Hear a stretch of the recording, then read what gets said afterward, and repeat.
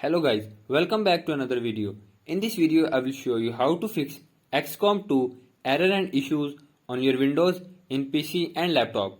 So to fix this issue, follow every step as I am showing in this video, and do not forget to subscribe this channel and also press the bell icon for the latest upcoming videos.